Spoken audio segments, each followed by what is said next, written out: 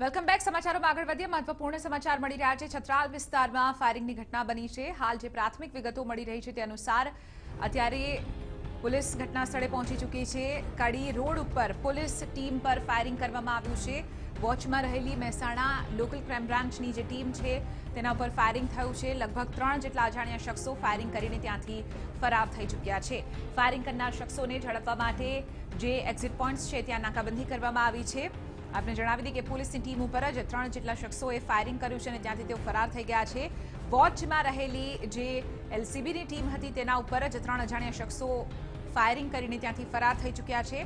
છત્રાલ કડી road ઉપર આ સમગ્ર ઘટના બની છે. આજ મુદ્દે વધુ જાણકારી મેળવીશું TV9ના સંવાદદાતા યુનુસ ગાઝી પાસેથી. યુનુસ, આ સમગ્ર મામલે શું વિગતો? ચિત્ર અંદાજે 1 કલાક પહેલાની આ ઘટના છે.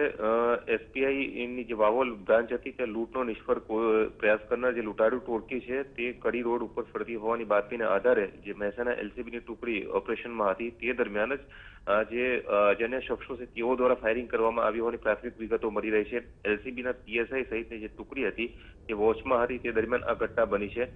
મહેસાણા પોલીસ દ્વારા આ ઘટનાને કન્ફર્મ કરવામાં આવી છે અને બાઇક સવાર આ જે 3 અજાણ્યા શખ્સો હતા તેઓની શોધખોળ શરૂ કરવામાં આવી છે અને મહેસાણાની આસપાસ ગાંધીનગર જિલ્લાની આસપાસના જે તમામ માર્ગો છે ત્યાં નાકાબંધી ઘોષિત કરવામાં આવેલી છે. સ્થાનિક પોલીસ તથા જે અન્ય જિલ્લાઓની પોલીસ છે તેઓ દ્વારા સઘન ચેકિંગ શરૂ કરવામાં આવ્યું છે. ચિત્રા, બિલકુલ આભારી અને સમગ્ર મામલે